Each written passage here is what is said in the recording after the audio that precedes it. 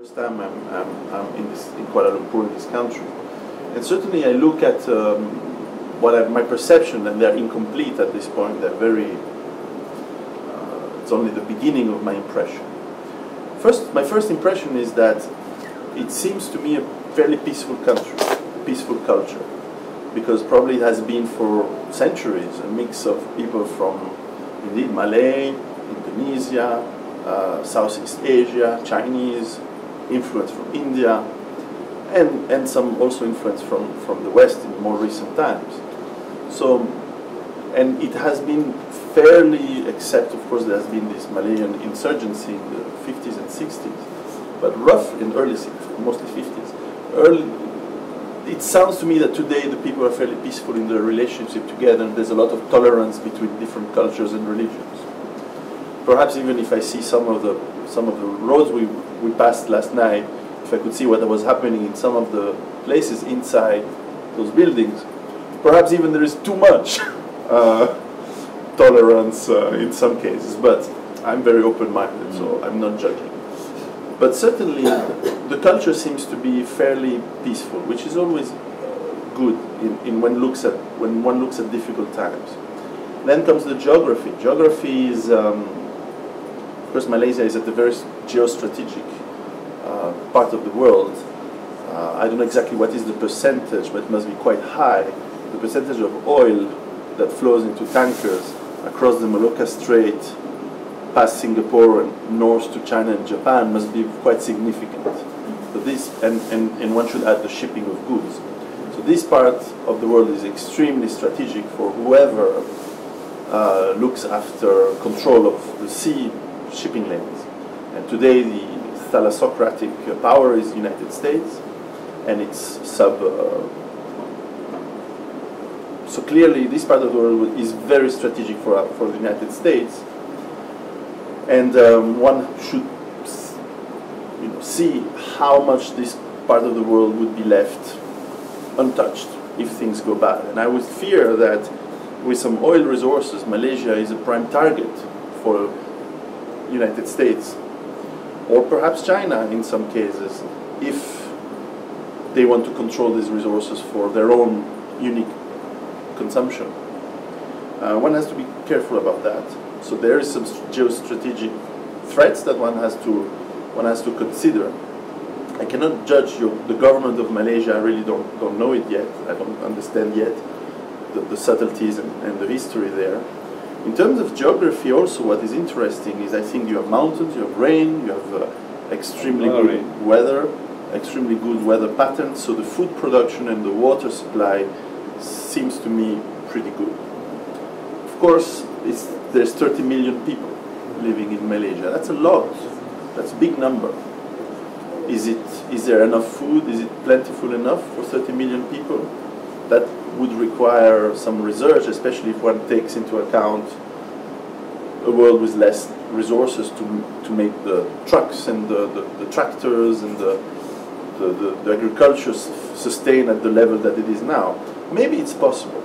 So, except Kuala Lumpur, which is a very large city, it seems to me also that the countryside has a lot of possibilities for indeed setting up villages or joining villages that can grow into sustainability and autonomy. And my instinct would say that from what I know now, if I consider the threats, the opportunities, and the advantages and disadvantages, so far I would balance, on the scale of things, it would be probably quite positive place. It would be a place where it's fairly positive to organize a good sustainability. Of course there's sea, so therefore there's fishing, which is very traditional here. So it is positive in my opinion, more positive than France or England, which are disaster happening, or North America for sure. So I would say to Malaysian people who look at us that this is probably the place they want to think to stay and make this effort to create their villages or to join a village for sure. Yeah. Anybody else? Question. Okay, like there's a lot of red flags going on everywhere. So like the issue that you said that, you know, the Muslims in Europe are creating havoc and all that, is that not another kind of, you know, somebody putting in somebody just to create that kind of event? Now, the way you phrased it, I would agree that I think there are a lot of people who are saying to us, but not just us, everywhere, they are saying Muslims are creating problems. Media. But what I said was that a lot of people who create problems claim to be Muslims in our countries, which is very different. And I said before that the vast majority of Muslims living in Europe are, as most people in the world, hardworking fathers and mothers and sons who work. And now, I should add another point to what I said, is that in Europe, for example, and to some extent North America, we live in a system that also gives money to people, this, whatever they do. Very socialist approach, which is an approach which is not like, it pretends to help, but it also enslaves. Because once you're a slave and you become a beggar, and you were not a beggar to start with.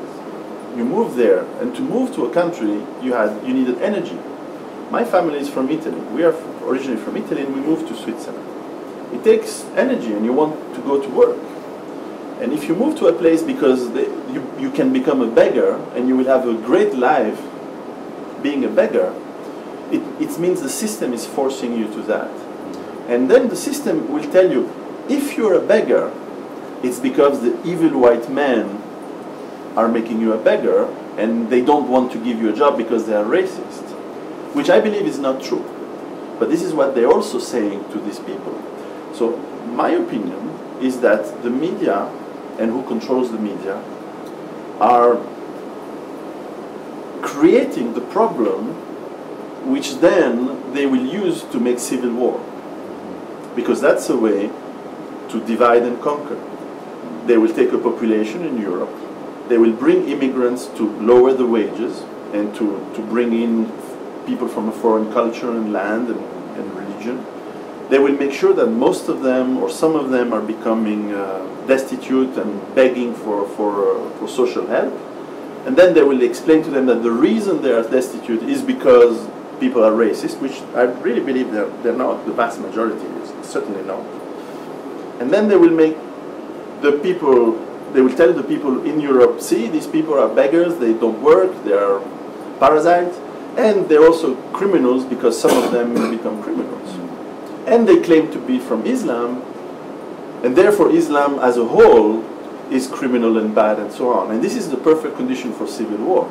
Maybe they will take profit from that civil war, just as the same people take profit from all the wars, at least that I know of in the past centuries. All the wars, it's the same families who made profit from the banks and the big industries from all these wars. So the reason I asked the question was to try to understand why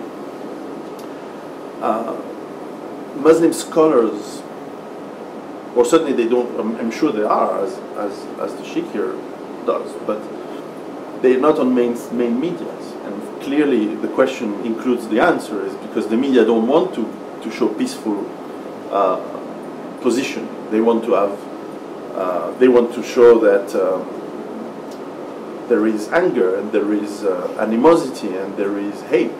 And that's why they use this hate then to send these people to make so-called jihad in Syria and in Libya. And then they bring them back and they use them to shoot people in the street so that they maintain this tension. Again, coming from I can take a parallel coming from the country I'm originally from, Italy. In the 70s, there was the communist terrorist threat in Italy. And now we discover, and of course it was fairly known, but now everybody starts discovering 30 years after, 40 years after, that this was a CIA-supported tension strategy, that they were manipulating and financing both sides of the conflict so that Italy was in fear and so that Italy would remain into NATO. And it's not unlike what is happening today with Islam. You are creating the problem, and then you use the problem by manipulating all sides. And it's very classic, really, after all. And unfortunately, a lot of people don't make the effort, or are not yet out of the ability to see the reality, and they're believing what they hear in the media, because all the media say the same things. And it's very difficult to learn, and thankfully we have internet to try to have different opinions and different point of views, but it requires a lot of work, and we cannot trust authority anymore. Whether it's medical, politics, we cannot trust anyone. We have to make our own work, and it's very difficult. But I think this is a trial. Not everyone will make it. I hope Anybody else? Your question on what the rape cases, is it based on media or is it based on statistics? I went to check the statistic from the police. Now, of course, it's always a little bit tricky, because clearly, for example, in many countries, you have carceral population, but it doesn't represent white-collar crime, for example. So I was very careful in taking that case of rape, which is very violent crime, because, for example, when they say that 85% of the carceral population in France is of Muslim, which I would also could argue that to say, well, how do you know? Are people writing down, or is it just because they are Arab? Because that's not, they're not Middle clear. Eastern, yeah. More Middle Eastern. That's not very. One should be very careful with this thing. But certainly, and of course it doesn't take white-collar crime, because white-collar crime is almost never going to jail anymore in our part of the world. Actually, no one goes to jail in our part of the world anymore, because we are so loose with I tend to think that anyone who commits a real bad crime should be punished. Actually, sometimes jail is not necessarily the solution. There are other punishments than jail. Some are much more efficient. Jail is, I think, probably the least efficient ways of punishment. People like to go to jail. Free. But certainly, in the case of rape, it could be that the reason behind this is a mix of many things. It could be that these people are told that it's a good thing to do what they're doing. And it could be that there's some local imams, and one should dig who's paying them to say what they're saying. Are these people, they moved recently, or they've been born there? Or? There are both cases. Both cases, huh? And it could be that it's some imams, local, that are telling that it's okay to do that. And then one should look who's paying these imams. Is the money coming from Qatar? Is the money coming from Saudi? And who's...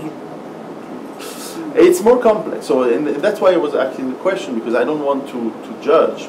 And I certainly don't want our readers, and certainly my readers know. No, it is a problem, because it also, I read it somewhere, it also happens in UK. Yes. It happens in UK, so I don't know, maybe it's a cultural shock, or I don't know. Probably the explanation is multiple. There are multiple causes. But, and again, what I said earlier is that I know from my travel, because reading is nice, is one thing, and I'm sure you agree with that visiting and meeting the people also gives you a very good feeling on the culture and the behavior of people, because one can read all the books they want.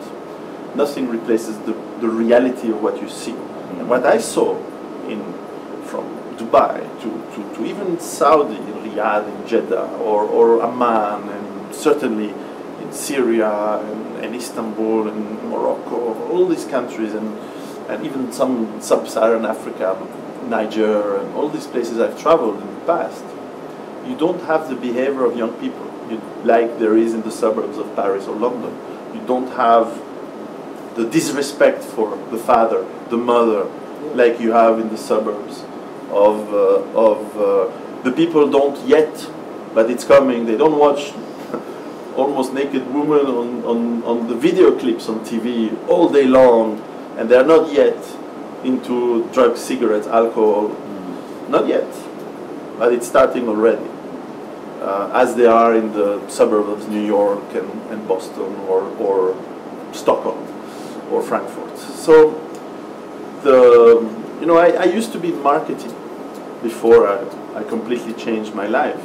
And marketing, as I studied at school, is about pushing into the brain of the people, and whoever they are. It's very hard to resist against marketing campaigns that are financed by billions of dollars.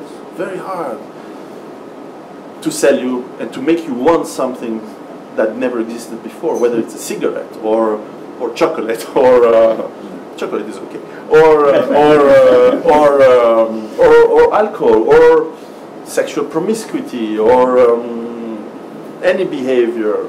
They were able to sell it to you, and you believe that you want it, and it's your freedom to have it. So one has to be very careful with how it's influenced. And I was discussing yesterday with some friends, and I always say that one of the first steps that people should do, in my opinion, to remove themselves from the influence of marketing is to kill the television. Television is the most efficient way to get into the people's brain. You cannot kill advertising yet because it's everywhere, but at least television you can remove because it's in your house. Piero, you see this big space here? Yes. There was a huge television here. Much better now. And when we rented the apartment, the Chinese landlord, it's for you. When we told him we don't want it, the man was thunderstruck. What? This huge television, you don't want it?